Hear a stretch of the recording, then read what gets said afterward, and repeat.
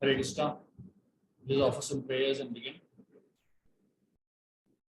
Om Agyantimirandasya Jnananjana Shalakaya Shubha Vilas Tasmai Shri Gurave Namaha.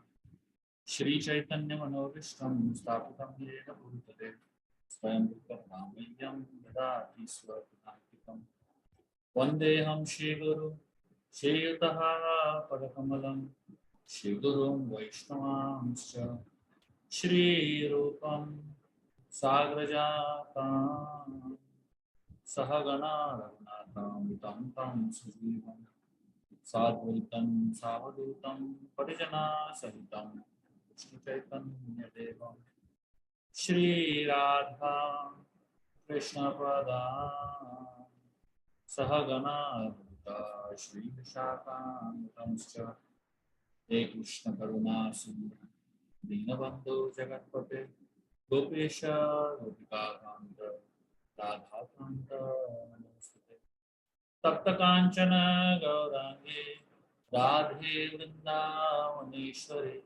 Vrishabhano Shri Devi Pranamami Indriki Vanchakalpatarubhyascha Pasando Devacha Patitanam Pavanebhyo Vishnovebhyo Namo Namaha Jai Shri Krishna Chaitanya Prabhu Nityananda Shri Advaita Gadadhara Srivasadi Hare Krishna Hare Hare Krishna, Krishna Krishna, Hare Hare. Hare Rama Hare Rama.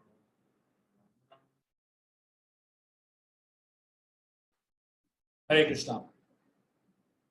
I'd like to welcome all of you all to our Gita classes once again. We are on chapter 2 of the Bhagavad Gita, which is entitled as Contents of the Gita Summarized. So, at this point in time, we are continuing the discussion that we had last time about the Sita Pragya verses. If you remember, just to quickly recap what we discussed, Arjun was asking Krishna a series of questions. His questions were, what are the symptoms of a self-realized soul, a Sita Pragya? How does he speak? Which means, how does he respond to success or failures, to criticism, to praise, and to neutrality? How does he sit? That means, how does he not use his senses? How does he walk? Which means, how does he use his senses? So these are questions that Arjuna asked Krishna. And then as an answer to that question, the series of questions, Krishna is going to speak about the 10 qualities of Sita Pragya. So this is a series of verses. The first quality of a Sita Pragya that Krishna speaks about here. So Krishna, he is saying the first quality, or rather the first symptom of a Sita Pragya is that he is desireless. So now let us first understand what this word means, and then we will go into a deeper analysis of what how it is answering Arjun's question. Krishna speaks in the 55th verse of the second chapter about this concept of desirelessness. Sri Bhagavan Vacha Prajahati Yada Kaman Sarvan Partha Manogatan Atmani Evat Manatushta Sita Pragyas Tadochate. So he says, Krishna is telling Arjuna, O Partha, when a man gives up all varieties of desire for sense gratification, which arises from mental concoctions, and when his mind thus purified finds satisfaction in the self alone, then he is said to be in pure transcendental consciousness. So Krishna essentially is telling Arjuna, please listen to who a Sita Pragya is. The first quality Krishna mentions is desirelessness. What is the meaning of the word kama? In Hindi and Marathi, we say kam means work. But kama also means lust, desire. A kamuk person is one who is full of lust, like Ravana. The word kama has three meanings: work, lust, and desire. And jahati, the word jahati. So in this verse, Krishna uses the word jahati. He says, prajahati yada kama. Prajahati. Jahati means, comes from the word one who gives up all work. So Arjun wanted to give up all work. He wanted to voluntarily retire on the battlefield of Kurukshetra. He wanted to take VRS at the peak of his career, basically. And he wanted to resign from his duty of fighting. So in this verse, kama does not mean work, nor does it mean lust, but here it refers to desires. So where do desires come from? A Sthitapragya is not someone who has retired in his life and gone to the forest and given up his duties to become a sadhu. That's not what a Sthitapragya is. Each one of us can become a Sthitapragya if we can apply the principles with the right symptoms. So what are the symptoms of a Sthitapragya? The first is one who gives up desires. Now, as I said, to understand the idea of giving up desire, you should know where desire is coming from in the first place. Like for example,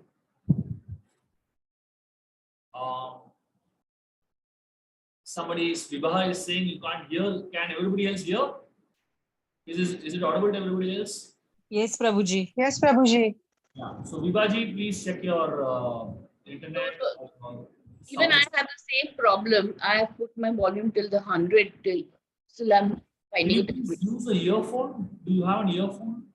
Yeah, maybe that might work. Thank Yeah. you. So the earphone always works. So whoever is having a problem with hearing, please use earphones. It really help. Okay. Where do these desires come from? Suppose one you're passing by, you're driving by or you're walking by a street, and on the street there is a showroom of the Porsche car.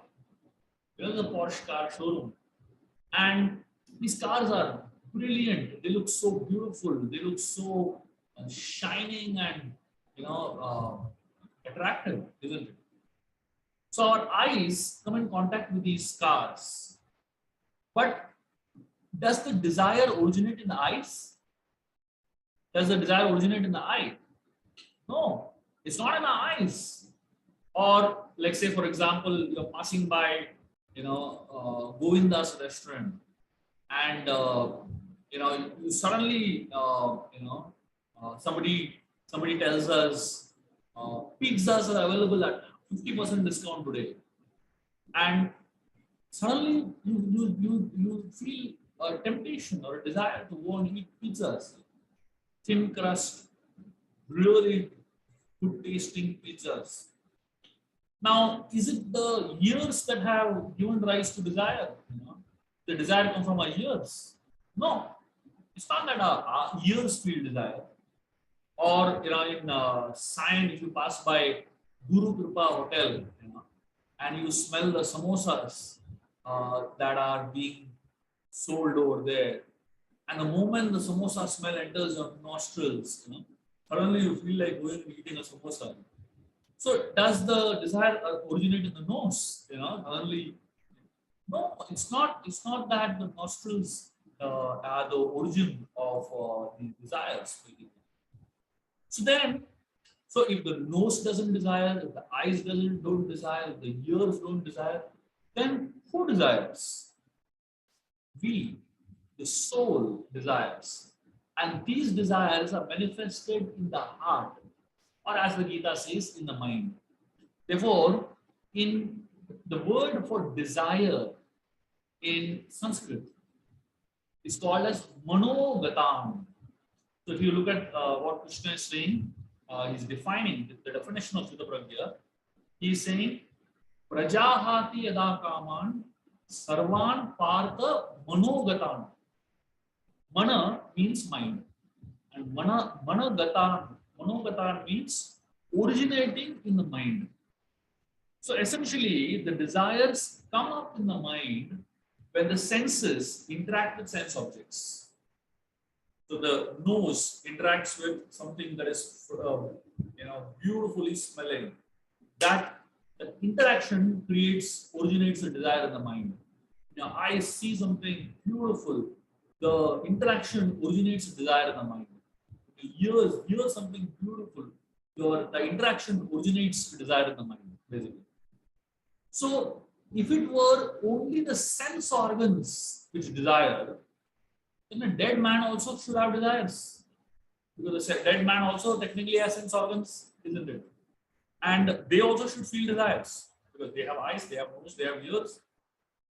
Smell of the samosa goes into their nostril also. But no, a dead man can never get up and walk to buy samosas. If that happens, then it's really a scary phenomenon, isn't it? So it is not, it is not the senses that desire, but it is these desires are formed in the mind. So desires are manifested in the mind. So the person desires, manifestation of the desire is in the mind, and the senses respond to that manifestation of the desire in the mind. Desires are manifested in the mind. That's not the problem. The problem is that we listen to our mind. That's where the problem begins, basically. A Sthita Pragya does not listen to his mind. He does not listen to the desires of his mind. The mind is very good at making desires. And as soon as the senses come in contact with sense objects, the mind starts planning. And all problems begin from there. A Sthita Agya listens to the mind. A Sthita Pragya gives up these desires, which are simply mental concoctions of the mind. Just to give you an example. Suppose a person has some health issue. He goes to a doctor. The doctor examines the person and the doctor tells him, you have cholera. And then 2 minutes later, the doctor says, sorry, you don't have cholera, you have malaria. And then after a minute says, oh no, I'm so sorry, you have cancer. Now imagine, will you have faith in such a doctor? Even if the doctor is telling the wrong thing, he should tell once properly with confidence. Isn't it? At least with such a doctor, you can have some faith. But if the doctor is constantly changing his own stance, you can't have faith in such a doctor. Who will take medicine from such a confused doctor? So, the interesting thing is, that is exactly what we are doing on a daily basis. By taking advice from the mind that is confused. So what is the role of the mind, or what is the property of the mind? Sankalpa and Vikalpa. Sankalpa, Vikalpa. Sankalpa, Vikalpa. Sankalpa means accept, reject. Accept, reject. So the nature of the mind is, it accepts something, rejects something. What happens in a shopping mall? When you go to do shopping, what happens? This is what happens. Sankalpa, Vikalpa. Sankalpa, Vikalpa. You decide, I want to buy this t-shirt. And after 5 minutes, you say, no, I don't want this one. Then after 5 minutes, you go back and say, I want this one only back again. Then again you say, I don't want this one. So much confusion. So much confusion. And that's why people end up spending hours in the shopping mall. Because simply this is going on. Accepting, rejecting. Accepting, rejecting. And finally we walk out with something that we never wanted it only. This is the nature of the mind. And this is how the mind fools us. You sit in a restaurant and selecting an item from the menu card. And after we order our item, the item on the neighbor's table always seems more delicious than the item on your own table. Right? That's the nature of the mind. Sankalpa, Vikalpa. Accepts, rejects. This is exactly what is happening in our minds. It gives some advice and then rejects that advice. And then again gives another advice. And rejects that advice also. and later comes back to the original advice. And we think our mind is such a good advisor. We become, we become, we become victims to the advice of the crazy mind. We do things because we feel like our mind feels like. And we eat what we feel like and take a break because we feel like. So when we do what our mind says, it says, मन की जो बात सुनता है वो है monkey. Anybody who listens to the mind, that person is going to be fooled because the mind is a monkey, jumps from here to there, basically. So a sthita pragya gives up desires that come when up when the senses come in contact with sense objects. Now, it does not mean that we become desireless. The sthita pragya is not desireless exactly. He has desires, but those desires are good for him. Those desires are good for others, and those desires are directed towards serving the Supreme Lord Krishna. And therefore, when a sthita pragya uses his mind in the right direction and the decisions are made in the right way, and the decisions are for the overall benefit of everyone, then those decisions are considered to be very effective decisions. Like there was one robber who once went to rob somebody's house, climbed up a wall to rob the house in the middle of the night. Somehow the wall broke and this robber fell down and died. The next day, the robber's wife went to the king and complained that my husband was doing his job, but the wall broke and he died.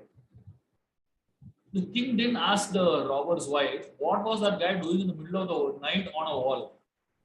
The king simply said, get the person who built the wall. He built a wall that broke. They called the mason. And the king asked him, why did you build a wall that broke? The mason said, every day I build the walls, but today the cement was wet. It was not too, not mixed in the proper proportion. Therefore, the bricks didn't stick and therefore the wall broke. The king said, get the person who mixed the cement. They got that cement person. And the cement person said, I mix same amount of cement on a daily basis. I add same amount of water. But this time the worker who got the water, the pot was a little bigger than normal. So more water went in. So they said, get the fellow who brought the water. The person who got. So they went and got, and the fellow said, I get pots from the same pot maker every day. But this time the pot maker made a little bigger pot. So then the king said, get the pot maker. The pot maker said, I make pots on a daily basis. But today there was one lady standing in front of me. I was looking at her and the pot became a little bigger. The king said, get that lady. The lady said, I was standing here waiting for my laundry. And the dhobi, the washerman got a little late. King said, get the washerman. Why did you come late? The washerman said, I was coming on my way. There was a sadhu sitting on the way. And I was waiting for the sadhu to move. And the sadhu was not moving, so I got late. The king said, get the sadhu. And the king asked him, why did he not get up? And the sadhu was a Mauni Baba. He had taken a lifelong vow of silence. Naturally, the sadhu didn't even answer. And the king said, he's the culprit, hang him. Look at the way decision happens, Some other cause, the problem is somewhere else, the solution is somewhere else only, This is the way our mind works. And this is the way the nature of a person who is a sthita agya is. He listens to the mind, which constantly fools him. And whatever the mind gives as an advice is not for the good of him, nor for the good of society. And therefore, a sthita agya is fooled with the mind. But a sthita pragya is different. Krishna, further in the 71st verse, he says, Vihaya kaman yaha sarvan, pumam sharti nispraha, nirmamo nirahankaro, so shantim adhigacchati. He says, a person who has given up all desires for sense gratification, who lives free from desires, who has given up all sense of proprietorship and is devoid of the false ego, he alone can attain real peace. Now, what does this verse exactly meaning? What exactly is Krishna trying to say? It's something very simple. To become desireless means to not desire anything for sense gratification. In other words, desire for becoming Krishna conscious is actually desirelessness. You really see, no one in this world can be desireless. The desire not to have desire is also desire. Like many Buddhists, they say, we want to become desireless. Isn't that a desire?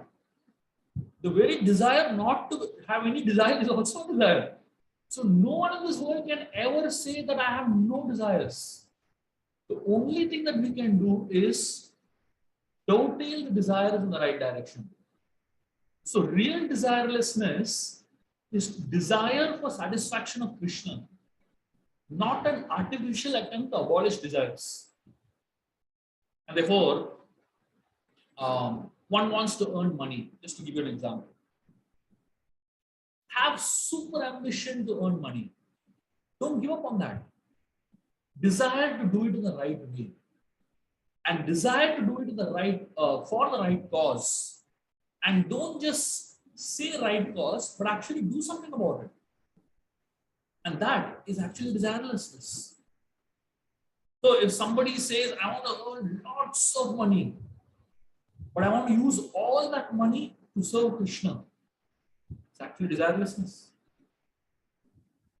Srila Prabhupada, the founder of ISKCON, this is a hilarious and amazing story of Prabhupada. One time, one of Prabhupada's disciples showed Prabhupada a photo of a sadhu. And this sadhu, he does not touch money. Doesn't touch money. In fact, somebody tested this sadhu by putting some money, below his bed. And as soon as the sadhu sat on the bed, he got a current, jumped out. He said, I can't sit over here. So people are praising the sadhu, saying, see how detached he is. There is no desire for money at all. Prabhupada said, you take a photo of mine and publish it in newspaper. And he said, the photo of mine should be, there is a huge bundle, a huge amount of money in front of me, and I'm hugging it like this. Take a photo like that and put it in newspaper. So the disciples were bewildered. They said, Prabhupada, why are you saying like this? You are a sadhu, but how can you hug money and take a photo of that? Prabhupada said, see, all that money are using in Krishna service. So actually, having desire to use everything in Krishna service is actually desirelessness. And that is the real understanding of the word being desireless. So, what is Siddha Prajna? Siddha Prajna is not somebody who does not have desire, but he has desires that are favorable to his own self, to others around him, to humanity at large, and ultimately to serve God. So he gives up those desires that are born out of the mind, manogatan. He does not trust the mind. He trusts experienced devotees, sadhus for advice, and takes their advice to come up in his life. Now, in our own lives, is it too far for us to become a Siddha Prajna? When are we so much steeped in money, wealth, influence that we can't become a Siddha Prajna? We all can become if we simply stop listening to the constant advice of the mind. The mind is asking us to do this, to do that, most of which is just useless. And therefore, being a Siddha Prajna is not too far away from perfection. But maybe right now we may not be there. But if we simply stop listening to the whims of the mind, someday we'll get there. So Arjun's first question is, what is the symptom of a Siddha Prajna? The second question of Arjun is, how does he speak? Which means, how does he respond to insult? How does he respond to praise? How does he respond to happiness? How does he respond to distress? The answer to that question is the next symptom or next quality that Krishna speaks about of a Siddha Prajna. What is the second quality? It is unaffected. There is a very beautiful verse in the Niti Shastra which explains this beautifully.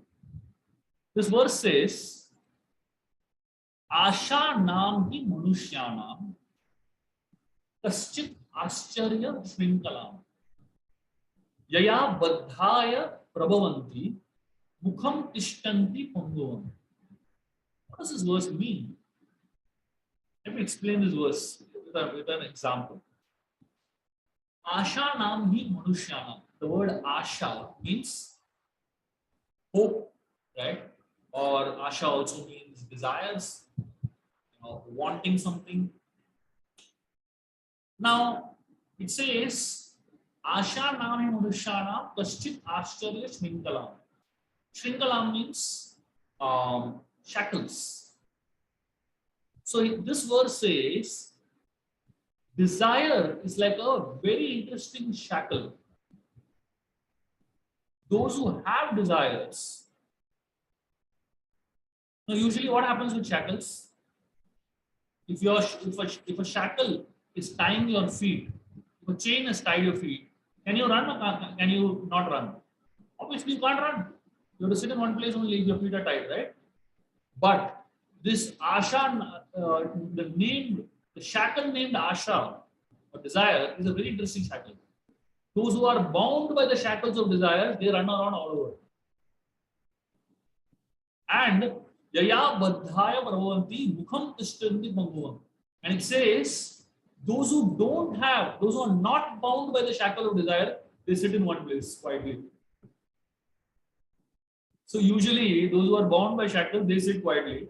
And those who don't have shackles, they run around. But those who are bound by the shackle of desires, they are running around. And those who are not bound by the shackle of desire, they are sitting quietly in one place. And that's what this verse is all about. The shackle of desire is most amazing because whoever is bound by the shackle of desires, they are always running here and there, here and there. They're constantly running. They can't sit in one place at all. Thinking that, where will I get more money? Where will I get more resources? They're running constantly. Like say, for example, the Sultan of Brunei, he has 7,000 cars. Now, what do you do with 7,000 cars? Even if you drive a car every day, even if you drive 2 cars every day, you drive 5 cars every day, you can't use those 7,000 cars at all. Unless you become Virat Roop or something like that, and you sit in all cars simultaneously.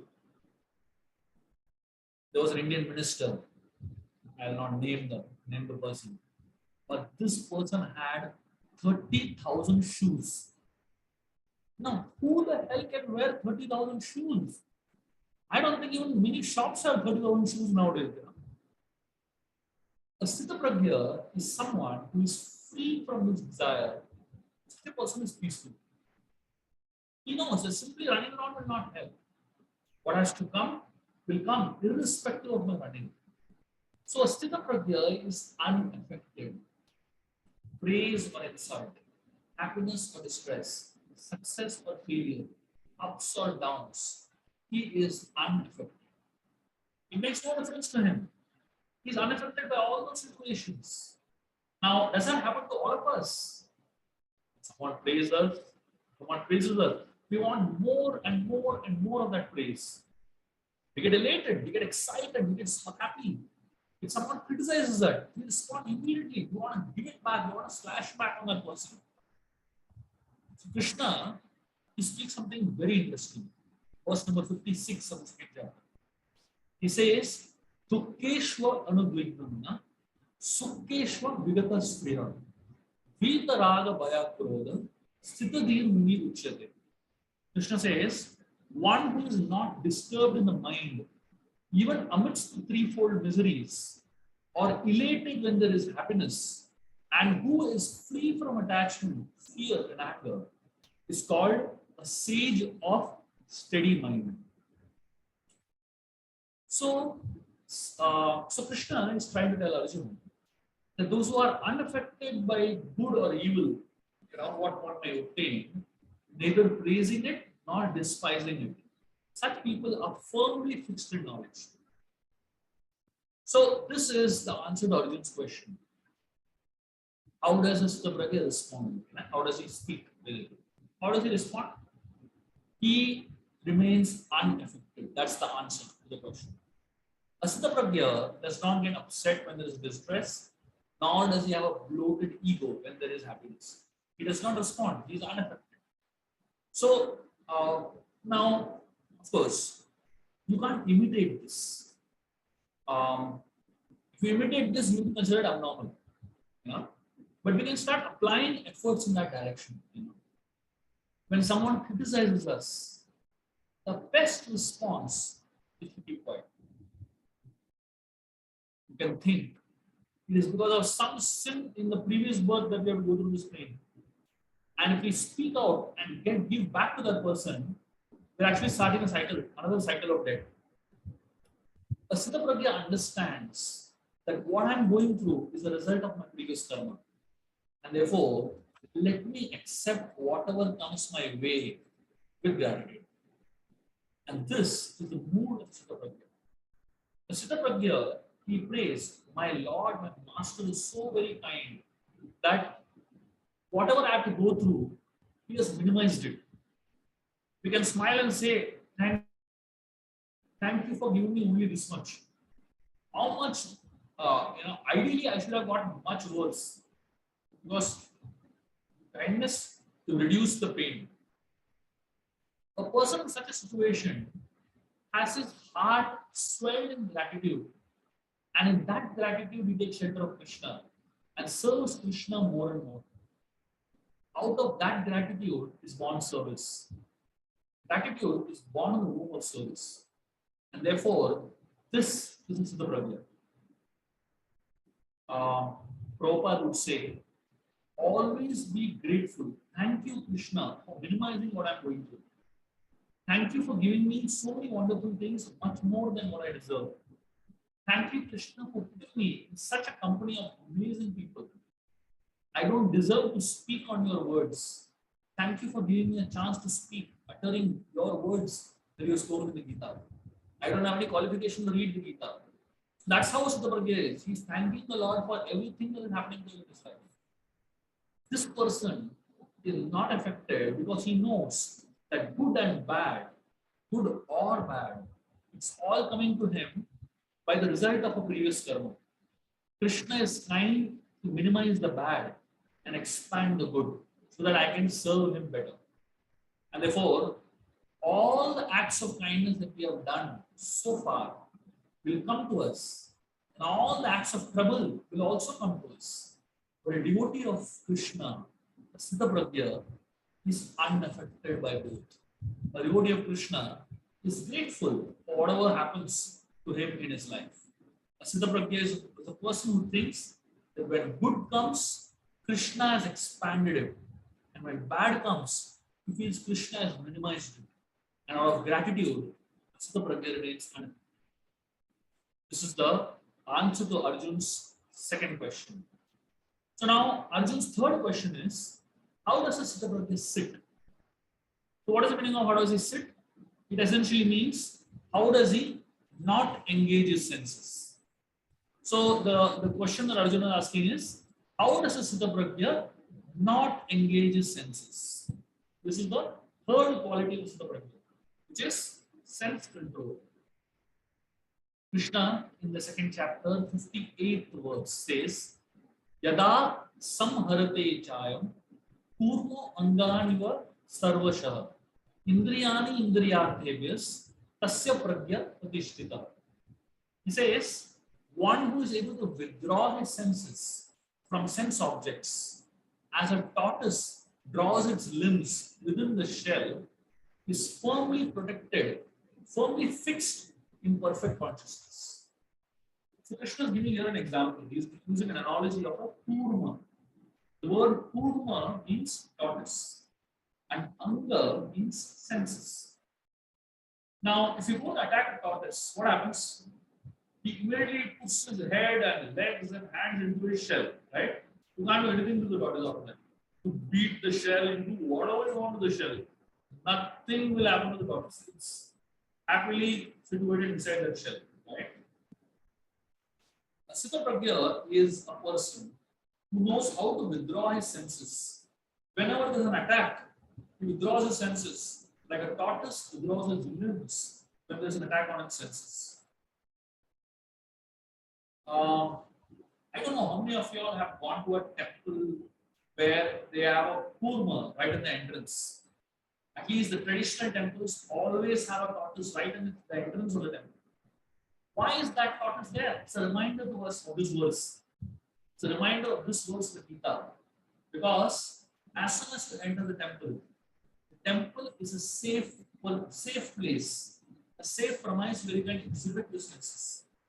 Use your eyes, use your ears, use your mouth, use all your senses properly.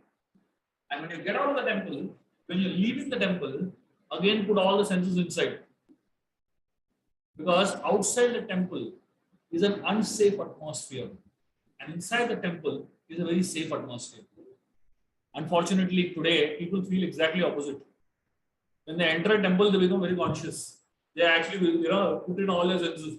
They close their eyes, they close their ears, they're very scared actually. I mean, I've seen so many people entering into a temple and they're so damn scared.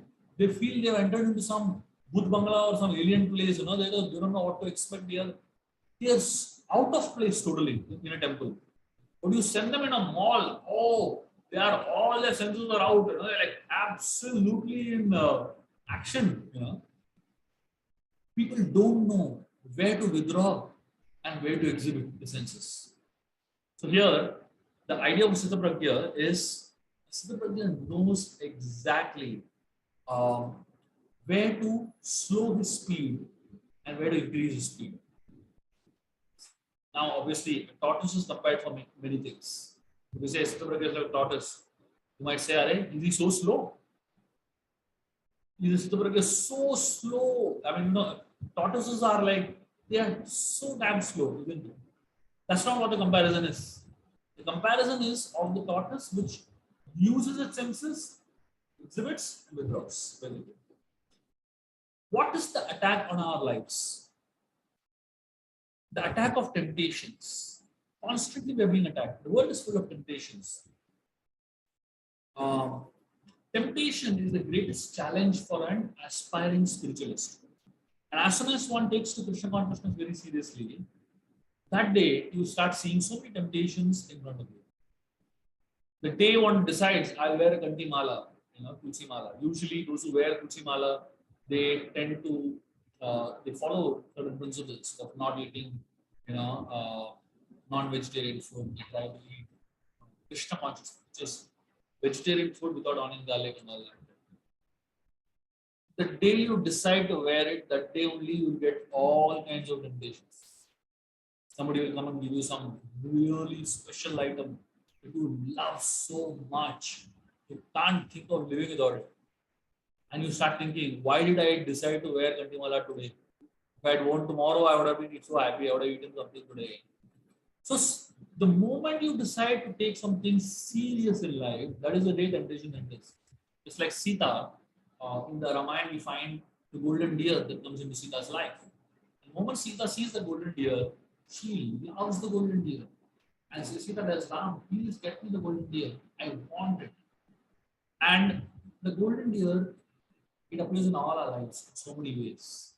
Some way or the other, we all have a golden deer in our life that represents those temptations that we all have to avoid, ideally. But unfortunately, we are not able to avoid. So a Sthitaprajna is like a tortoise. Whenever there's a temptation, he wants to withdraw his senses. He knows that he has to fight. He can't see everything, he can't control everything, but he knows that whatever is good for my consciousness, only that I do. He knows that if he associates with certain type of people, his consciousness will get negatively affected. And therefore, I need to be careful. Sthitaprajna, who chooses to be like a tortoise, always withdraws his limbs when there is a temptation. And pulls out his limbs when there is an opportunity to serve Krishna. Now, for us, what is a shell? We all have a shell on our backs. Unfortunately not. We don't have a physical shell into which we can go in. But what is our shell? What is the shell of Siddha Prajna? Three things. Three things acts as a shell for a devotee. First is satsang. The association of devotees is like a shell.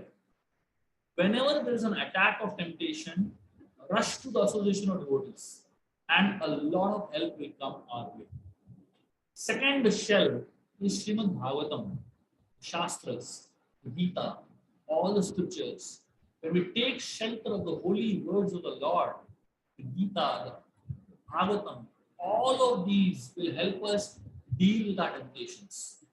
And third is friendship with devotees, close, intimate friendship with devotees.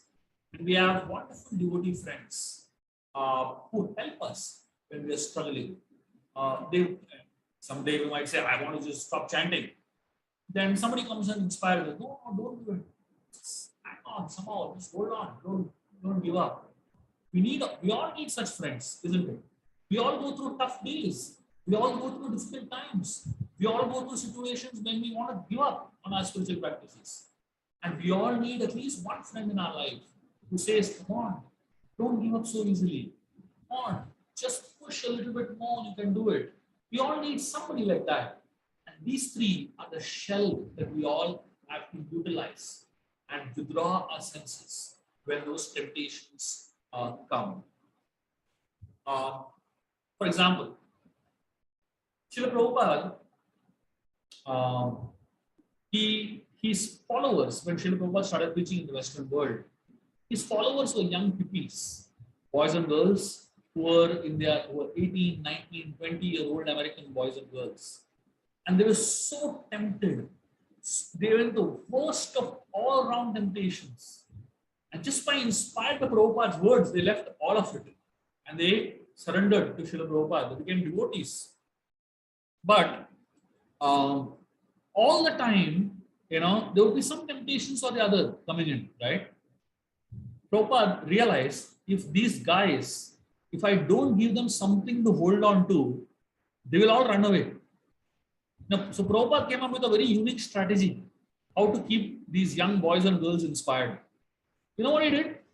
Outside the temple, and just outside the temple hall, he kept a big bottle of gulab jamun. Big bottle of gulab jamun, such a big bottle, And the instruction was, anyone can eat as much as they want. So many people, in the initial days, they were just thinking, oh, this is too much austerity, I can't handle this. They want to leave and go back to their old lives, And somehow, before they left, they would look at that bottle and they would say, let me just eat one gulab jamun before I go from here, for good. And they'll put their hand inside and eat one gulab jamun. And they would love it so much. They would eat 2-3 gulab jamuns. And after a few gulab jamuns, they would say, oh God, this is too good. I don't want to give up only Krishna consciousness. Go back to the temple. So Prabhupada just helped them acquire something, better to hold on to and to deal with temptations in a much better way. So the love that Srila Prabhupada gave these people helped them deal with all their temptations, helped them deal with all the, the madness of the material world. So therefore, when we go to a temple, we experience that the culture, the Vedic culture, inspires us to pull out our senses. So when if you go to many ISKCON temples, we don't have bells. I don't know how many of you all have traveled and visited many ISKCON temples. You will never find a bell in an ISKCON temple. Now, why does ISKCON not have a bell? And why do other temples have a bell, basically? So the answer for why we have a bell, let me explain that first. Simply because when you go to somebody's house, before you enter the house, you ring a bell, isn't it? Why? Why do you ring a bell? Why don't you just walk into somebody's house straight away? It's courtesy. It's courtesy that we should ring the bell and announce that I have arrived, isn't it? That's why most places, most temples in the world, they have bells. But why does ISKCON doesn't have a bell? Simply because we in ISKCON, the belief, the understanding is that our mouth only is a big bell. And we have a tongue which is a striker, The bell always has a striker, It hits. So the tongue is the striker, our mouth is our bell. As soon as you enter the temple premises, start chanting the holy names of the Lord. Use your mouth as a bell to take permission, to chant the holy names of the Lord, to glorify the Lord, to sing the praise of the Lord. And that is the way we seek permission to enter the temple, basically.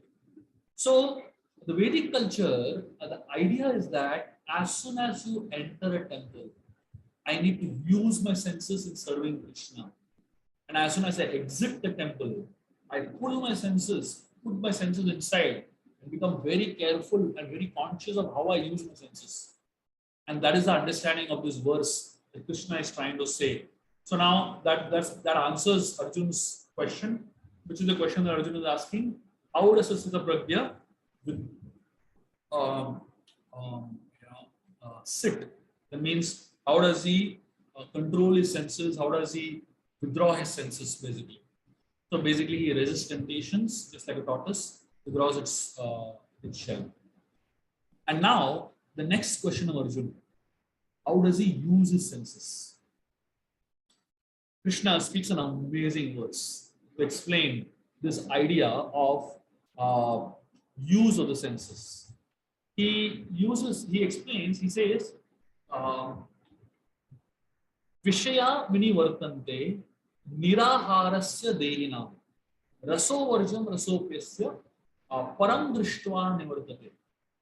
He says the embodied soul may be restricted from sense enjoyment through the taste for. So he says the embodied soul may be restricted from sense enjoyment, though the taste for sense objects remains.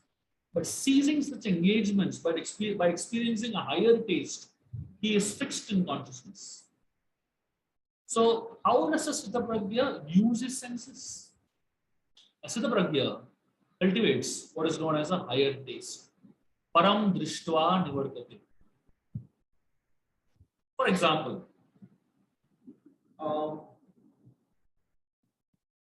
suppose there's a beggar who is begging on the street, and he has a 4-day-old roti.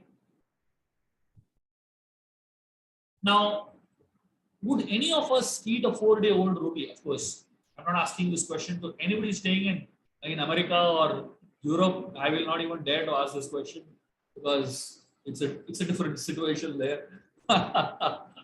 But I mean, nobody wants to eat food that is cooked many days back, isn't it?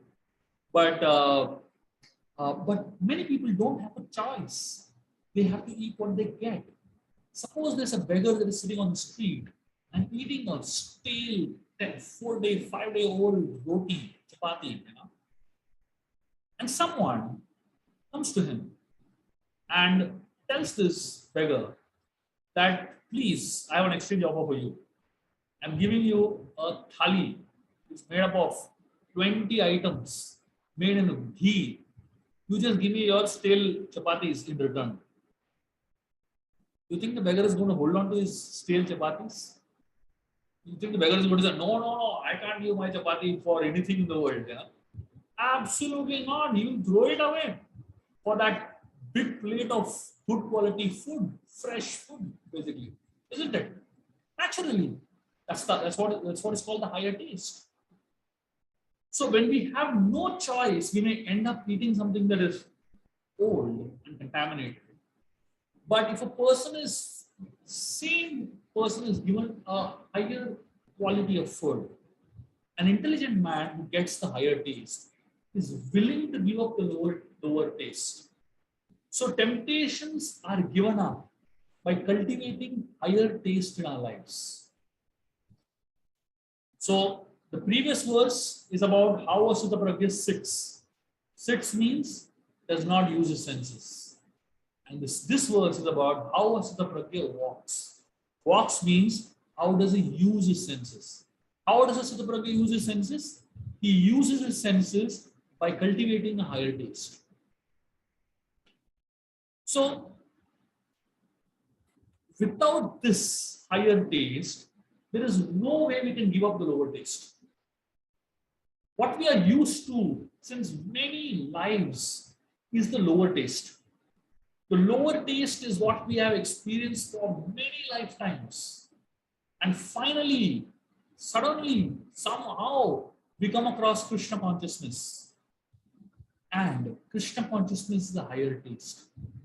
But we are so attached to our lower taste that we don't want to give it up.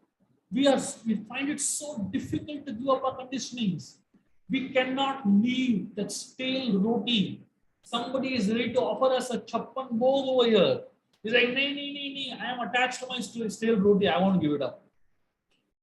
Now, if somebody has a 2 rupee coin, from many years, and if somebody says, "Chalo, you give me a 2 rupee coin, I'll give you a 1,000 rupee note." You won't give. Obviously, 2 rupee exchanging for 1,000 rupees is a big thing. But suppose somebody is attached to the 2 rupees. He's been holding the 2 rupees for 10 years. So no, nothing doing. This 2 rupee coin I will not give for no matter how much you give. A Siddha Pragya is able to give up his temptations because he now has a 1,000 rupee note. And he can let go of that 2 rupee coin because he is ready to give up stale roti for fresh food. This is the fourth quality of a Siddha Pragya. Fourth quality of a Siddha Pragya is that he endeavors for a higher taste. What is that higher taste in Krishna consciousness?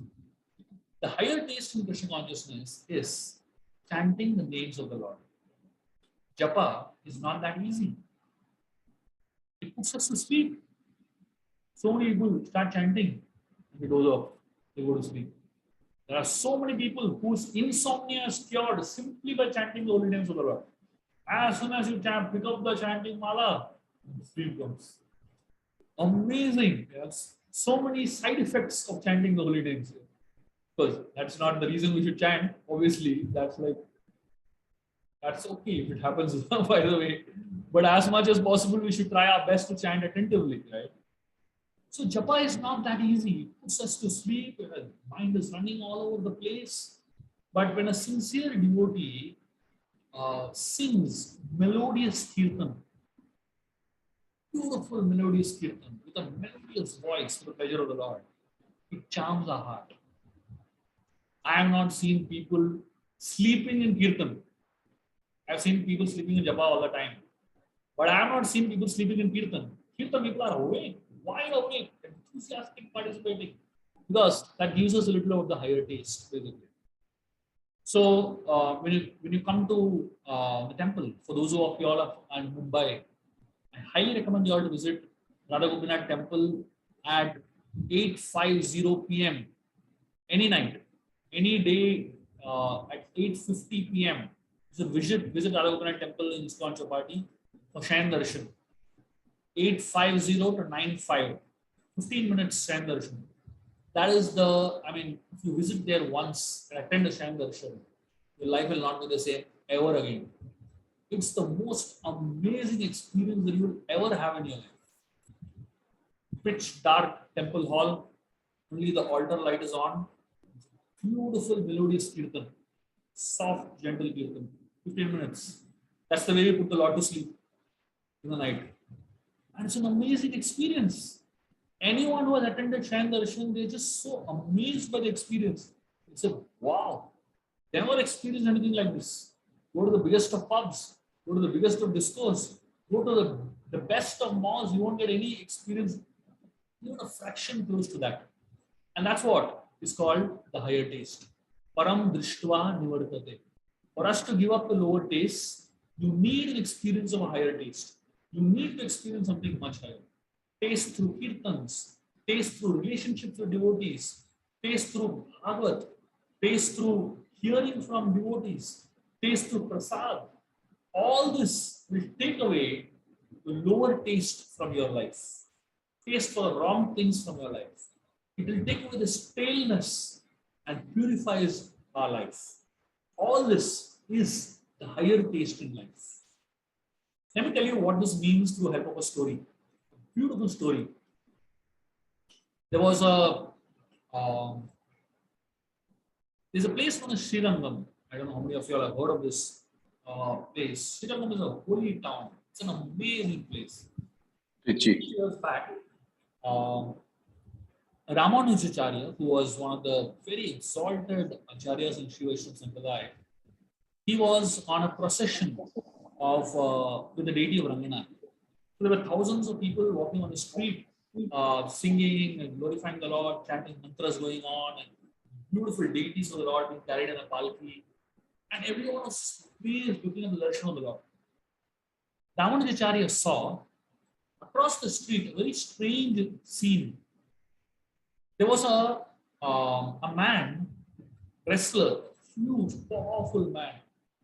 He was holding an umbrella over a lady, and this lady was extremely beautiful, and this man was just looking at her constantly.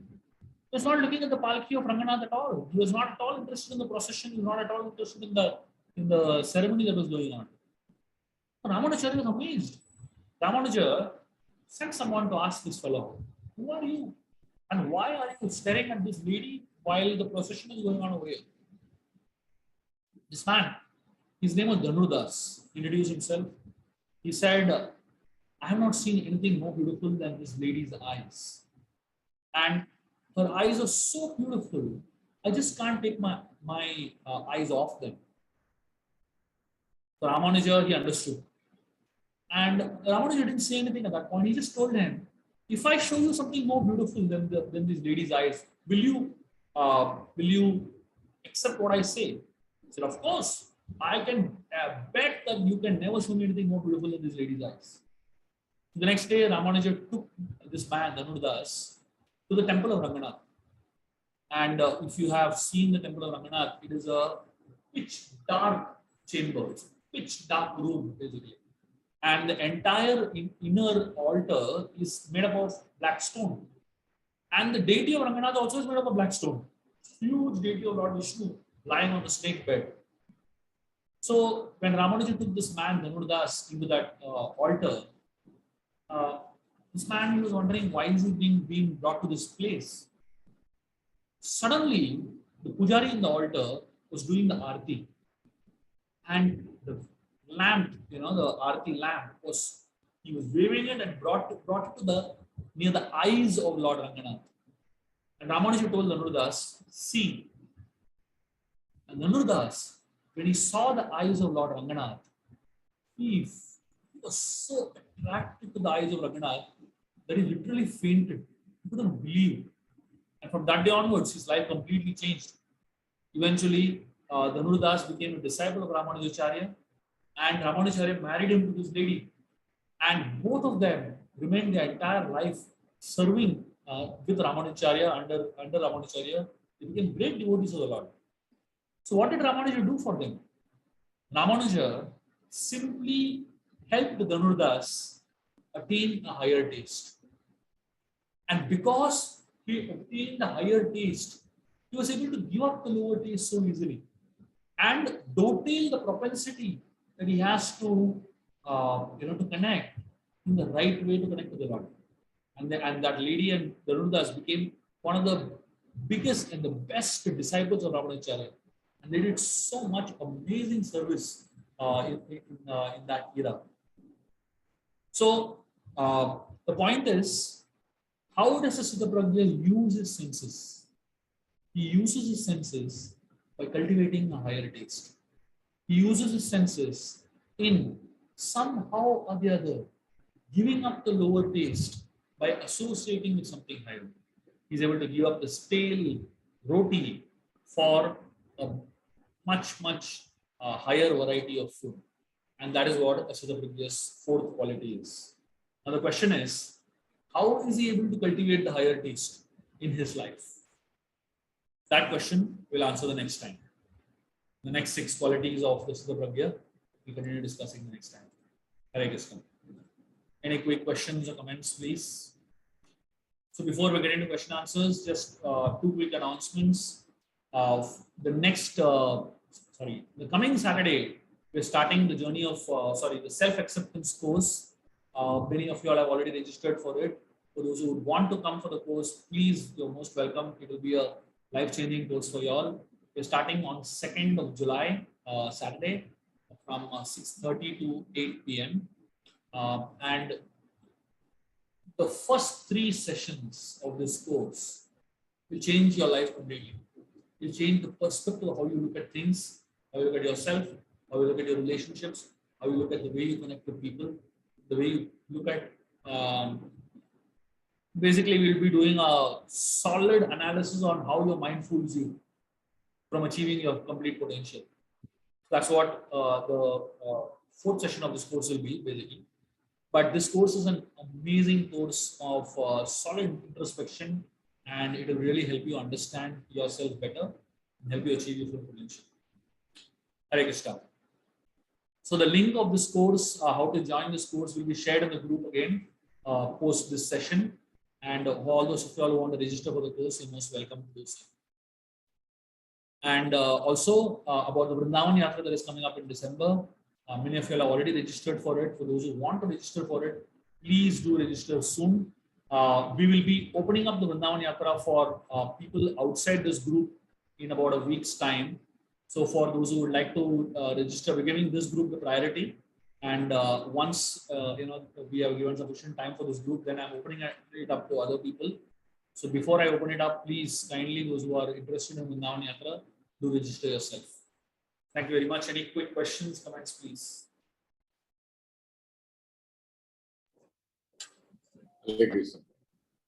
Yes, Mohanji. Thank you. That was an interesting one.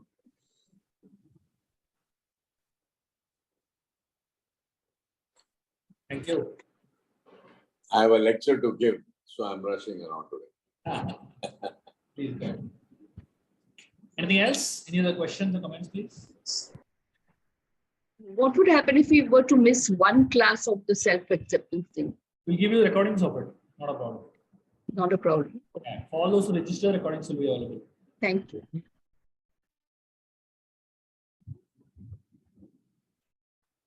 Anything else? Any other questions, comments?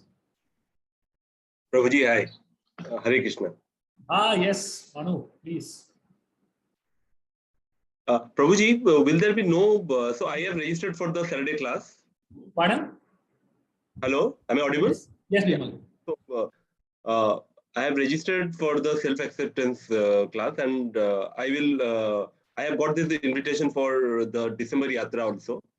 Right. So I'll join in for that. I was thinking, will there be no physical meeting, in-person meeting or get together before December? It's too long a period. We'll do it. We'll definitely plan something. Just that too many things are happening now. So just give me some time. We'll definitely plan. So there are multiple things that are happening that are kind of putting me in different boxes, and I'm almost in the process of completing my MA in psychology. Then I've just completed my PhD, and the whole process of winding up my PhD thesis is happening also. And then my father and mother are going through some health crisis. I've been dealing with that also, and plus I'm in the middle of completing a book that I need to get done by end of July. That's also happening. It's too many things happening on too many fronts. Sincere prayers for your parents fast. Yeah. Nothing complicated. It's just that we are getting done. Yeah. And Prabhuji, also looking forward to the Ramayan course, special Ramayan course that you had checked with us, all in. Absolutely. So for all those who are excited about Ramayan course, I am telling you, I have already developed the outline of the entire course. This is going to be the best course that I will ever do in my life. Right now, I'm working on the posters for the course. I have developed the content and the themes for all the 21 weeks of the Ramayan course. So right now the designing is going on. Just hold your horses. In about a week's time, you will have the entire course outlined ready. So you will be able to see an overview of all 21 weeks, what you're going to learn from the Ramayan course. And every session of the Ramayan course, all 21 weeks, every session will be taught through a model. So we are working on frameworks and models. And every session will be presented in the form of model that you can remember for the rest of your life. And this will address all aspects of your life. So it's going to be phenomenal. Those who attended Hanuman Chalisa, those who are attending Gita, you understand what you're getting. But I can tell you, what you're going to get in the Ramayana course is going to be 100 times more powerful. So just to get your excitement enough for that. Look forward to Prabhuji. In about a week or so, I will release the posters and the details of that course. Sure. Thank you, Prabhuji. Hare Krishna. Hare Krishna. So we'll catch you all next Tuesday, and hoping to see you all in the self-acceptance course also. Thank you very much. Hare Krishna.